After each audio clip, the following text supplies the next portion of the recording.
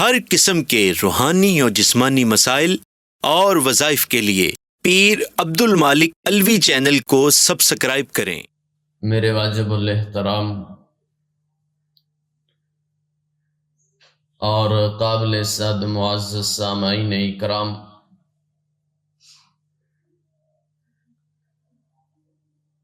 میں آج آپ کے سامنے شیطان کے کچھ حملوں کا ذکر کروں گا کہ شیطان انسان کو کیسے بہکاتا ہے اور پیدائش سے لے کر موت کے وقت تک شیطان مایوس نہیں ہوتا، بلکہ ایک حملے کے بعد اپنا دوسرا حملہ کرتا ہے۔ انسان اگر کوئی کام کرتا ہے، ایک مرتبہ کام کیا، اگر وہ کام نہیں ہوا دوسری مرتبہ کرتا ہے، دوسری مرتبہ بھی اگر وہ کام نہیں ہوتا تو تیسری مرتبہ کرتا ہے، تیسری مرتبہ بھی اگر وہ کام نہیں ہوتا تو انسان تھک ہار کر بیٹھ جاتا ہے کہ کئی بار میں نے اس کام کو کیا لیکن یہ کام میں کر نہیں سکتا کیونکہ میں نے کوشش کی اور اب مجھ سے یہ کام نہیں ہوگا۔ لیکن شیطان کبھی مایوس نہیں ہوتا کہ آج میں نے اسے نیکی سے روکا، نہیں رکا، نیکی کر لیے، پھر میں نے اسے نیکی سے روکا اور اس نے پھر نیکی کر لی ہے، پھر میں نے روکا، پھر نیکی کر لی ہے۔ شیطان مایوس نہیں ہوتا بلکہ وہ دوبارہ حملہ کرتا ہے اور روح نکلنے تک وہ انسان پر اپنی پوری طاقت سے حملہ کرتا رہتا ہے کہ کسی نہ کسی دن تو یہ میرے بہکاوے میں آئے گا، اسی انتظار میں رہتا ہے۔ شیطان انسان کا کھلا دشمن ہے کہ اس میں کوئی شک والی گنجائش نہیں ہے، اور کھل کے شیطان انسان کی دشمنی کرتا ہے۔ پیدائش سے لے کر موت تک وہ انسان کا ایسا دشمن ہے کہ کوئی بھی ایسا لمحہ اور ایسا وقت وہ نہیں گزرنے دیتا کہ جس وقت وہ اپنے حملے کا انسان کو شکار نہ کر سکے۔ نبی کریم صلی اللہ علیہ وآلہ وسلم نے ارشاد فرمایا کہ شیطان اپنی سونڈ انسان کے دل پہ رکھتا ہے، اور جو ہی انسان مسلمان اللہ کا ذکر کرتا ہے تو شیطان فوراً پیچھے ہٹ جاتا ہے، اور جس طرح ہی ذکر اللہ سے غافل ہوتا ہے تو شیطان فوراً دوڑ کر اپنے جبڑوں میں اس انسان کا دل لے لیتا ہے۔ حدیث میں آتا ہے کہ شیطان انسان کے جسم میں ایسے دوڑتا ہے جس طرح خون انسان کے جسم میں دوڑتا ہے، اور شیطان ہر وہ حربہ استعمال کرتا ہے جو وہ کر سکتا ہے، ہر نیکی سے روکنے کے لیے اور ہر برائی کی طرف دھکیلنے کے لیے وہ بڑے بڑے خوبصورت انداز میں اور خوبصورت طریقوں میں اور مزین کر کے مسلمان کے سامنے، انسان کے سامنے پیش کرتا ہے کہ انسان شیطان کی باتوں میں آ کر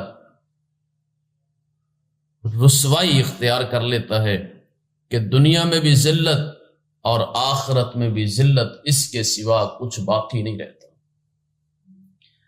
تو شیطان کے اثرات سے بچنے کے لیے اور اس کے حربے اور اس کے بہکاوے سے بچنے کے لیے نبی کریم صلی اللہ علیہ وآلہ وسلم نے کچھ اذکار، کچھ وظائف بتائے ہیں۔ اپنی امت پر یہ بھی احسان کیا میرے اور آپ کے پیغمبر محمد عربی صلی اللہ علیہ وآلہ وسلم نے کہ صبح کے وقت کے اذکار بتائے، شام کے وقت کے اذکار بتائے، تاکہ میرے امتی شیطان کے بہکاوے میں نہ آ سکے۔ حدیث میں آتا ہے جب انسان ایک گناہ کرتا ہے تو اس کے دل پہ ایک سیاہ نقطہ لگ جاتا ہے، دوسرا گناہ کرتا ہے وہ سیاہ نقطہ بڑھ جاتا ہے، تیسرا گناہ کرتا ہے وہ نقطہ جو سیاہی دل پہ لگی ہے وہ اور بڑھ جاتی ہے۔ اسی طرح گناہ کرتے کرتے جب اس کا سارا دل سیاہ ہو جاتا ہے تو پھر اسے گناہ ہی نہیں لگتا، کہ پھر وہ سمجھتا ہی نہیں کہ میں نے فلاں گناہ کیا، یہ گناہ بھی ہے کہ نہیں ہے۔ مثال کے طور پہ آج ہم دیکھیں ہمارے معاشرے کے اندر بہت سارے لوگ ایسے ہیں جن کی زبان پر فوراً گالی آتی ہے، فوراً گالی دی جاتی ہے، اور اس کو معیوب نہیں سمجھا جاتا، اس کو گناہ نہیں سمجھا جاتا۔ ایسے بھی گھر موجود ہیں کہ باپ بیٹوں کو گالیاں دے رہے ہیں۔ بیٹے میں نے اپنے کانوں سے سنے ایک نوجوان کو کہ اپنی ماں کو گالیاں دے رہا تھا۔ ایسے بھی لوگ ہیں کہ بھائی بہنوں کو گالیاں دے رہے ہیں اور بہنیں بھائیوں کو گالیاں دے رہی ہیں۔ اس کو ہم معمولی سمجھتے ہیں، حالانکہ گالی دینا ایک بڑا گناہ ہے۔ کہ کسی کو ایسے ہی منہ اٹھا کے گالی دے دی جائے، یہ کیسے ہو سکتا ہے؟ کیا اس بندے کی کوئی حیثیت نہیں ہے؟ اللہ کے سامنے تیرا بھی اتنا مقام ہے، اس کا بھی اتنا مقام ہے۔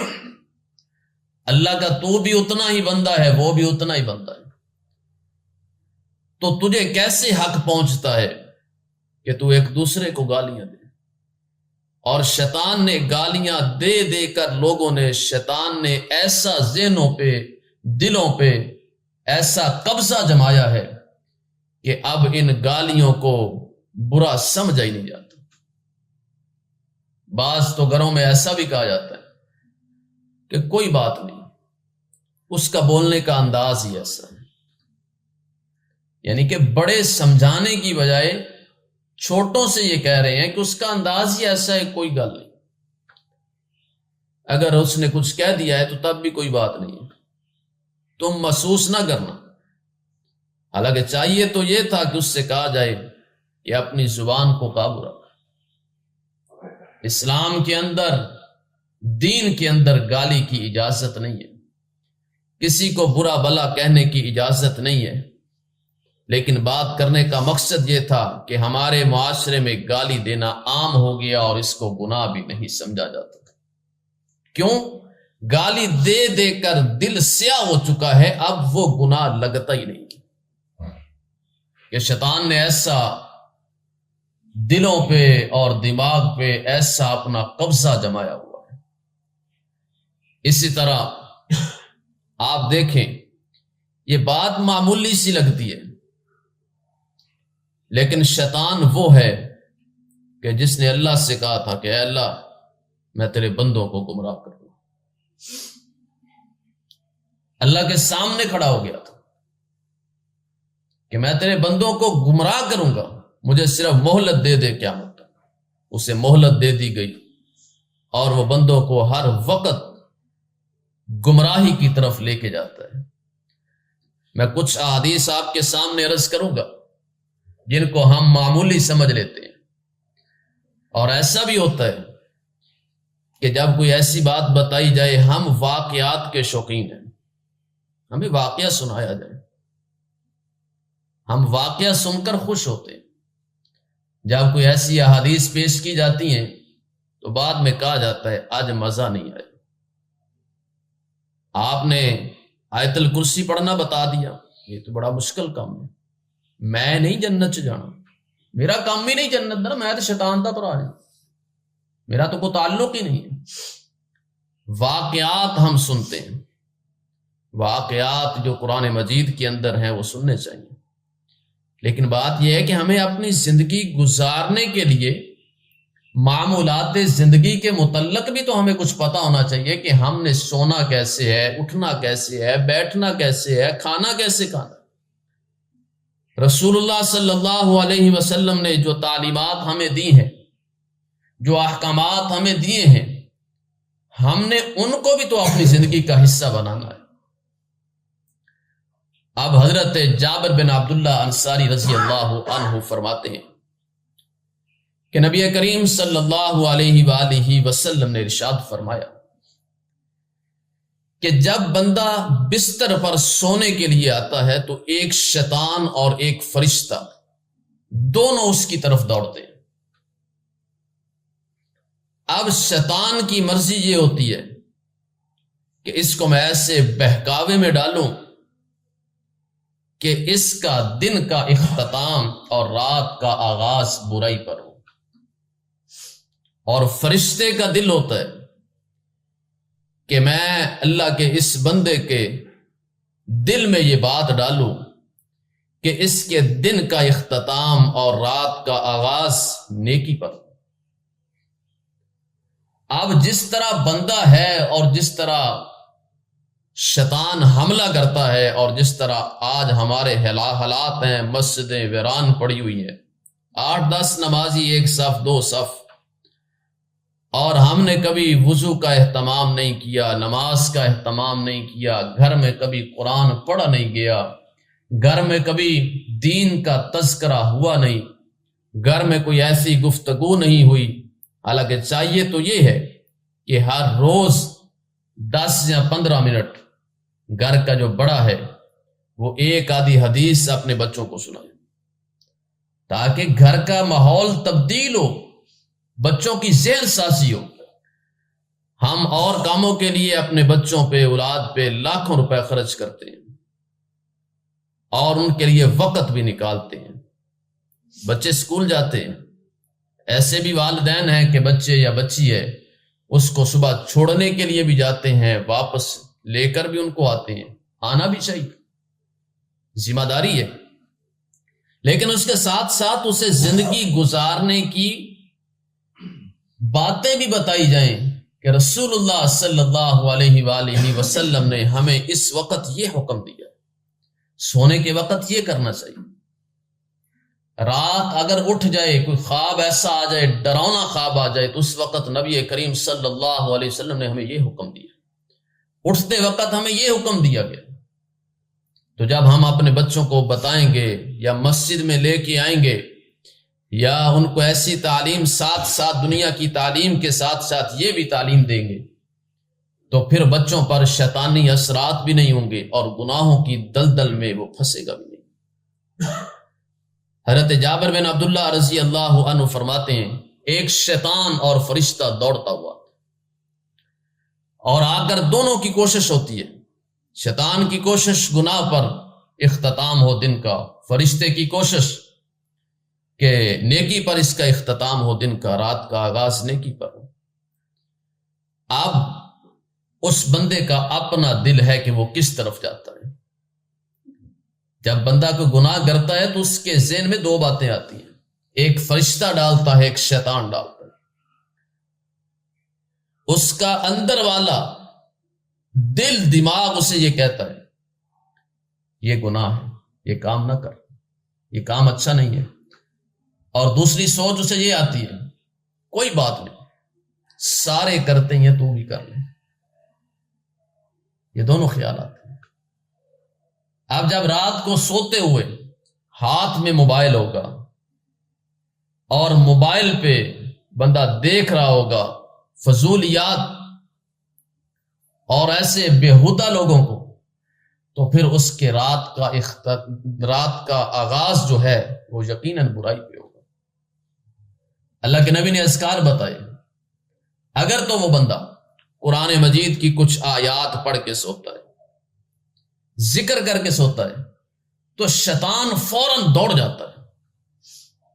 سورہ حشر کی آخری آیات اگر بندہ پڑھ کے سو جاتا ہے، آخری 2 سورتیں سورہ فلق، سورۃ الناس، سورہ اخلاص بھی ساتھ پڑھ لیں، سورہ فاتحہ پڑھ لیں، قرآن مجید کی کچھ آیات پڑھ لی جائے، تو حدیث میں آتا ہے کہ فرشتہ اللہ تعالیٰ ایک مقرر فرما دیتے ہیں، جو فرشتہ ساری رات اس بندے کی حفاظت کرتا ہے، لیکن اگر اس کی رات کا آغاز برائی پر ہو گیا اور ذکر اذکار کوئی فکر فاقہ نہیں اور ایسے ہی سو گیا، لوگوں کی چغلیاں کرتے سو گیا، غیبتیں کرتے سو گیا، فضولیات باتیں کرتا سو گیا اور ایسے گناہ والے کام کرتے سو گیا، تو پھر حضرت جابر بن عبداللہ رضی اللہ عنہ فرماتے ہیں کہ صبح کے وقت جب اٹھنے کا وقت ہوتا ہے تو اس وقت پھر ایک شیطان اور ایک فرشتہ دوڑتا ہوا اس کے پاس آتا ہے۔ اب فرشتے کی خواہش یہ ہوتی ہے کہ اس کا دن کا آغاز نیکی پر ہو، شیطان کی اب پھر کوشش ہوتی ہے کہ اس کا دن کا آغاز برائی پر ہو۔ اگر بندہ برائی پہ چلا جائے تو شیطان کی بات مان لی، بندہ اٹھے اور اٹھ کر فوراً وہ وضو کرے، دعا پڑھے، رات کو سونے کی دعا اللہ کے نبی نے بتائی، اللہم بسمک اموت و احیا۔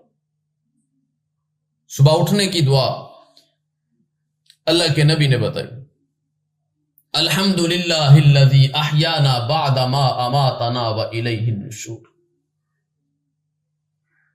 جب یہ دعائیں پڑھتا ہے تو شیطان چیختا ہوا چلا جاتا ہے اور فرشتہ اس کی ساری رات حفاظت کرتا ہے۔ اب دن کا آغاز بھی ایسے ہی، اگر تو دعا پڑھی، وضو کیا، نماز پڑھی، ذکر اذکار میں مشغول ہو گیا، تو پھر سارا دن فرشتہ اس کی حفاظت کرتا ہے۔ دوسری حدیث میں آپ کے سامنے پیش کرتا ہوں، حضرت ابو ہریرہ رضی اللہ عنہ، آپ دیکھیے کہ جب بندے کا آغاز رات کا گناہ پر ہو گیا تو پھر شیطان ایک دوسرا حملہ کرتا ہے۔ نبی کریم صلی اللہ علیہ وآلہ وسلم نے ارشاد فرمایا کہ شیطان اس کے سر کے پیچھے گرہ باندھتا ہے، پھر گرہ باندھتا ہے، پھر گرہ باندھتا ہے، 3 گرے باندھتا ہے۔ جب 3 گرے لگا دیتا ہے، اگر تو اس بندے کا رات کا آغاز برائی پہ ہوا لیکن صبح اٹھا اور اٹھتے ہی ہوئے اس نے ذکر کیا، وضو کیا، جب وہ ذکر کرتا ہے اٹھتے ہی الحمدللہ الذی احیانا بعد ما اماتنا و الیہ النشور، تو اس کی ایک گرہ کھل جاتی ہے، وہ وضو کرنے آتا ہے، دوسری گرہ کھل جاتی ہے، وہ نماز پڑھنے کے لیے عورت ہے گھر میں مصلی بچھاتی ہے، یا مرد ہے وہ مسجد میں آتا ہے، تو تیسری گرہ بھی کھل جاتی ہے۔ تو آپ خود اندازہ کیجئے، جب وہ گرے لگاتا ہے تو اس وقت شیطان اس بندے سے کہتا ہے رات تیری ہے، بڑی لمبی رات ہے، کھل کے سو، کوئی صبح اٹھنے کی ضرورت نہیں ہے، کوئی نیکی کا کام کرنے کی ضرورت نہیں ہے۔ اور آج آپ دیکھیں، سینکڑوں نہیں، ہزاروں نہیں، لاکھوں کی تعداد میں مسلمان گھروں میں سوئے رہتے ہیں، اور جب گرے ہر روز کی 3 گرے لگائے تو آپ خود اندازہ کیجئے جو سالوں سے جنہوں نے وضو نہیں کیا، نماز نہیں فجر کی پڑھی اور ذکر کا اہتمام نہیں کیا، ان کے تو بالوں کے پیچھے، سر کے پیچھے لاکھوں گرے بن گئی ہوں گی، تو پھر ان کے لیے کسی کو جادو کروانے کی ضرورت نہیں، ان کے لیے کسی کو کوئی ایسا جن بھیجنے کی بھی ضرورت نہیں ہے۔ ان پر تو شیطانی اثرات اتنے ہو چکے ہیں کہ ہر وقت جسم کمزور، رونا پیٹنا، بے برکتی، پریشانیاں، یہ ان کی زندگی کا حصہ بن گئی۔ لیکن نبی کریم صلی اللہ علیہ وآلہ وسلم نے شیطان سے حفاظت کے لیے جو معمول بتائے، جو ذکر بتائے، ہمیں چاہیے کہ ہم ان کو اپنی زندگی کا حصہ بنائیں۔ ہمیں پتا ہو کہ کس کروٹ سونا ہے۔ اللہ کے نبی نے فرمایا کہ جب سونے لگو تو دائیں کروٹ، دایاں ہاتھ ادھر اور ایک ٹانگ دوسری ٹانگ کے اوپر، اور اکٹھی کر کے ذکر کرتے ہوئے سو جائیں۔ آج 1400 سال کے بعد سائنس کہتی ہے اس طرح سونے سے ہارٹ اٹیک نہیں ہوتا، اس طرح سونے سے پیٹ کی بیماریاں نہیں لگتی۔ یہ ہمارے علاقے کا ایک واقعہ ہے۔ نمبردار صاحب تھے، وہ امیر آدمی ہے۔ ایک دن سویا ہوا ہے تو اچانک رات کو اٹھا، چیخنے لگا، رونے لگا۔ تو جب اس کو ہاسپٹل میں لے کے گئے تو انہوں نے کہا کہ اس کے پیٹ کے ساتھ جو آنتیں لگی ہوئی ہیں اور جس جھلی کے ساتھ اللہ نے لگایا ہوا ہے، جس پردے کے ساتھ، اس پردے سے آنتیں علیحدہ ہو کے وہ آپس میں گل مل گئی، جس کی وجہ سے وہ تکلیف میں ہے۔ ہم نے ایک ٹانگ ادھر کی ہوئی ہے، ایک ادھر کی ہوئی ہے، ایک اوپر کی ہوئی ہے، ایک نیچے کی ہوئی ہے، اور پتہ ہی نہیں کہ سنت کے مطابق سونا کیسے۔ ہمیں ضرورت بھی نہیں ہے، نیکی مل جائے گی۔ شیطان کے وسوسے سے اور شیطان کے بہکاوے سے بچ جائیں گے، شیطانی اثرات سے بچ جائیں گے۔ تو ہمیں چاہیے کہ ہم سنت کے مطابق سوئیں تاکہ ساری رات ہماری حفاظت ہو۔ اب آگے دیکھیے، حضرت ابو قتادہ رضی اللہ عنہ فرماتے ہیں نبی کریم صلی اللہ علیہ وآلہ وسلم نے فرمایا، اچھا خواب اللہ کی طرف سے، بے معنی خواب جس کا کوئی مقصد ہی نہ ہو، وہ شیطان کی طرف سے۔ حضرت عوف بن مالک رضی اللہ عنہ فرماتے ہیں کہ نبی کریم صلی اللہ علیہ وآلہ وسلم نے فرمایا کہ خواب 3 طرح کے ہوتے ہیں۔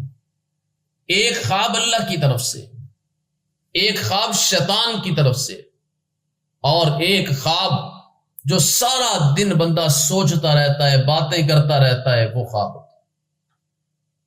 جو اللہ کی طرف سے ہے وہ آگاہی ہے، اور جو ڈراؤنا بے معنی خواب ہوتا ہے، نبی کریم صلی اللہ علیہ وآلہ وسلم نے فرمایا کہ اسی وقت بائیں طرف 3 مرتبہ تھتکارو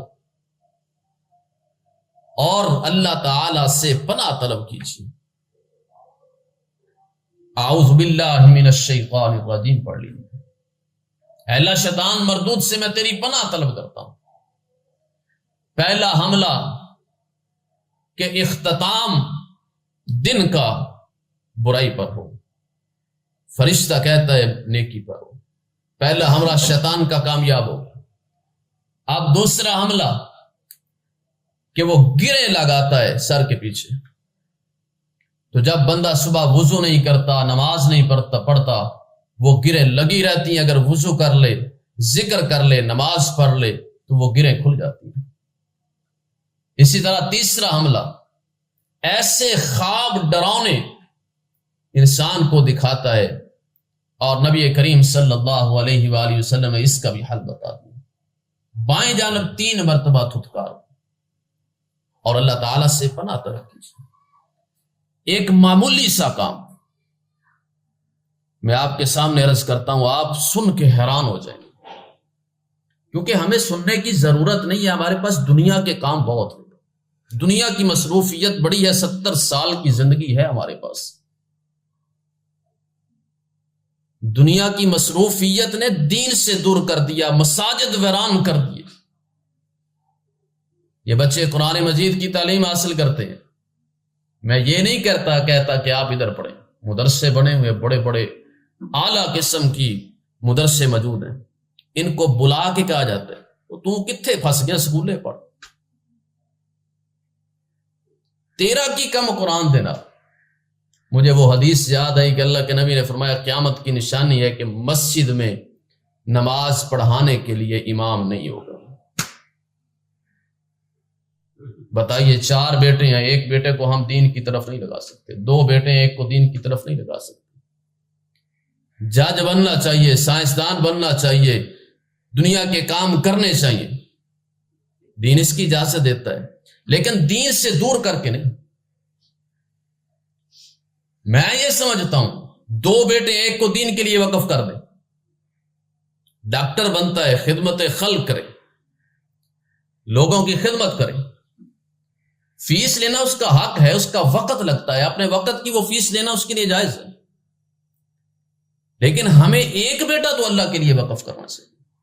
الحمدللہ الحمدللہ الحمدللہ، اللہ کا احسان ہے، میرے بیٹے کے 25 پارے مکمل ہو گئے ہیں اور 2 ماہ کے بعد وہ حافظ قرآن بن رہا ہے۔ الحمدللہ، اللہ تعالیٰ کا احسان ہے۔ اب دوسرا بیٹا ہے، میرے گھر میں 4 ہے، 2 بیٹیاں ہیں 2 بیٹے ہیں، جن سے بھی پوچھ لے آپ کیا کرنا ہے، ہم نے عالم بننا ہے، ہم نے عالم بننا ہے۔ یہ تربیت کا اثر ہے۔ کیا علماء کو، مساجد کے علماء کو کیا کھانا نہیں ملتا، کیا کپڑے نہیں ملتے، کیا زندگی گزارنے کے طریقے نہیں ملتے؟ اگر آپ سمجھیں تو اللہ دین بھی دیتا ہے، ان کو دنیا بھی دیتا ہے۔ ایک امام نماز پڑھاتا ہے، پیچھے 100 بندہ نمازی ہے، ہر بندے کی 27 نماز کا ثواب بھی امام کو جا رہا ہے، 27 نماز کا ثواب اس امام کو جا رہا ہے، یعنی کہ 2700 نماز کا ثواب امام کو جا رہا ہے، اپنی خود اس کی 27 نماز کا ثواب اس کو جا رہا ہے۔ ایک بندہ پیچھے آگے بڑھتا ہے، اکیلی 27 نماز کا ثواب ہے۔ شیطان سب سے زیادہ حملہ کس پہ کرتا ہے؟ عالم پہ کرتا ہے، امام پہ کرتا ہے۔ آپ دیکھیں ہر بندہ اٹھ کے بات کر سکتا ہے۔ کیوں؟ شیطان کو پتہ ہے اس کو کمزور کرو، دین والوں کو کمزور کرو، ایمان والوں کو کمزور کرو، تقوی والوں کو کمزور کرو، متقیوں کو کمزور کرو، کیونکہ یہ ان کو واضح نصیحت کرتے۔ سب سے زیادہ حملہ شیطان عالم پہ کرتا ہے تاکہ یہ گمراہی کی طرف آئے۔ سوتے وقت شیطان حملہ کرتا ہے، آپ دیکھیں خواب کے اندر بھی شیطان حملہ کرتا ہے، سوتے وقت شیطان حملہ کرتا ہے، اٹھتے وقت شیطان حملہ کرتا ہے، جو پہلے حدیث میں آپ کے سامنے رس کر چکا۔ اب ایک اور حدیث آپ کے سامنے رس کرتا ہوں۔ آپ میں سے جتنے تقریباً بیٹھے ہیں سر میں تیل لگاتے ہیں، اور تیل لگانے کا سنت طریقہ ایک کو بھی نہیں پتا۔ میں یہاں پہ ممبر پہ بیٹھ کے یقین کے ساتھ یہ بیٹھ کے کہہ سکتا ہوں، ایک بندے کو بھی رسول اللہ صلی اللہ علیہ وسلم نے جو سنت کے مطابق سر پہ تیل لگایا ایک بندہ بھی نہیں بتا سکتا۔ بلکہ یہ تو بڑی دور کی بات ہے، میں یہ بھی بات یقین سے کہہ سکتا ہوں ایک بندہ بھی صحیح طریقے سے کلمہ نہیں سنا سکتا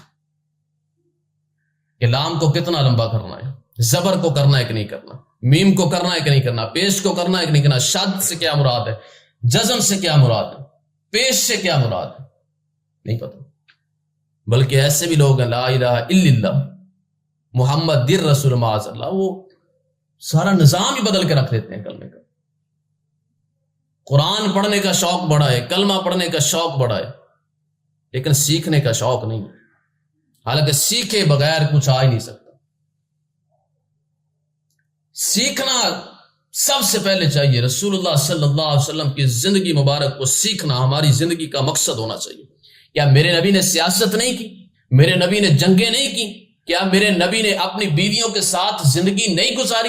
کیا میری نبی نے اپنی بچیوں کی شادیاں نہیں کی؟ کیا میرے نبی نے اپنے بچیوں کے اور بچوں کے جنازے نہیں دیکھے؟ میرے نبی نے ہر وہ عمل کیا جو میرے لیے اور آپ کے لیے تھا۔ اپنے نواسوں سے پیار کر کے دکھایا، بچوں سے پیار کر کے دکھایا، بڑوں سے اور بوڑھوں سے محبت کر کے، عزت اور اکرام دے کر۔ یہ کس کے لیے تھا؟ یہ میرے لیے تھا اور آپ کے لیے تھا۔ اب آخری حدیث جو پیش کرنے لگا تھا، سر پہ تیل لگاتے ہیں تو آپ دیکھیے نبی کریم صلی اللہ علیہ وسلم نے فرمایا کہ جب بسم اللہ پڑھے بغیر سر پہ تیل لگایا جاتا ہے تو 70 شیطان اس کے ساتھ تیل لگاتے ہیں۔ 70 شیطان، حدیث بیان کر رہا ہوں، کسی مولوی کی، ذاکر کی، کسی اور کی بات نہیں کر رہا. 70 شیطان اس کے ساتھ تیل لگاتے. اور تیل لگانے کا سنت طریقہ کیا ہے آج تک کسی کو نہیں پتا، لیکن یہ بات بتائی جائے تو ہمارا ذہن یہی ہوتا ہے آج تک ٹائم ہی ضائع کیتا گا. صاحب کوئی واقعہ سنانا سیکھا، کوئی کسے کہانی سناؤ، کوئی کسی دی کرامت سناؤ. کرامت کا انکار نہیں ہے، لیکن بات یہ ہے کہ ہمیں زندگی گزارنے کے لیے جو معمولات زندگی ہیں وہ ہمیں سیکھنے چاہیے. آپ دیکھیے نبی صلی اللہ علیہ وسلم کا طریقہ مبارک کیا تھا. ایسے اپنے بائیں ہاتھ کی ہتھیلی پہ تیل ڈالتے، تیل ڈال کر اپنی 2 انگلیاں، یہ 2 انگلیاں، یہ انگلی اور یہ انگلی، اس کو ایسے لگاتے اور پھر یہاں پہ ایسے اپنی بھووں پہ ایسے تیل لگاتے. یہ سنت طریقہ ہے. آغاز سر سے نہیں ہے.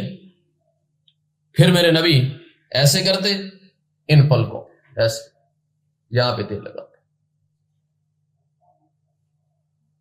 پھر میرے نبی ایسے ہاتھ لگاتے دائیں جانب سر کے، پھر بائیں جانب، پھر اپنے سر مبارک پر تیل لگایا کرتے. اور بسم اللہ پڑھے بغیر اگر کوئی تیل لگاتا ہے 70 شیطان شامل ہوتے ہیں. سر درد نہیں جائے گی، سر درد بڑھے گی، شیطانی اثرات بڑھیں گے اور بندہ گناہوں کی طرف جائے گا. جب 70 شیطان اس کے ساتھ ملے ہوئے، کھانا کھاتے ہوئے بسم اللہ نہیں پڑھتا تو شیطان ساتھ بیٹھ کر کھانا کھاتا ہے. نبی صلی اللہ علیہ وسلم کھانا کھا رہے ہیں، ایک بندہ آیا دوڑا ہوا، ساتھ کھانے لگا. اللہ کے نبی نے ایسے ہاتھ پکڑ لیا. دوسرا آیا، اس کا بھی ہاتھ پکڑ لیا. صحابہ نے پوچھا یا رسول اللہ یہ کیا ہوا؟ اللہ کے نبی نے فرمایا ان کے ساتھ شیطان تھا، کیونکہ ایسے سیدھا آگے حملہ کر دیا کھانے پہ بسم اللہ پڑھے بغیر. تو اس لیے ہمیں اپنی معمولات زندگی جو ہے گزارتے ہیں اس کے بارے میں ہمیں دین سیکھنا چاہیے تاکہ ہمارے لیے آسانی ہو سکے، ہم شیطان کے شر سے بچیں. آپ دیکھیں آخری سورۃ الذی یوسوس فی صدور الناس، شیطان دلوں میں وسوسے ڈالتا ہے. قرآن کہتا ہے، قرآن کہتا ہے، قرآن کہتا ہے. آخری سورت. تو اس لیے سنت کے مطابق جو بھی کام کرنا ہے سنت کے مطابق کریں، اور شیطان کے شر سے بھی اللہ محفوظ رکھے گا اور انسان کے شر سے بھی اللہ تعالی محفوظ رکھے گا. ٹائم ہو گیا ہے. اللہ تعالی ہم سب کو قرآن و سنت کے مطابق زندگی گزارنے کی توفیق نصیب فرمائے. وآخر دعوانا الحمدللہ.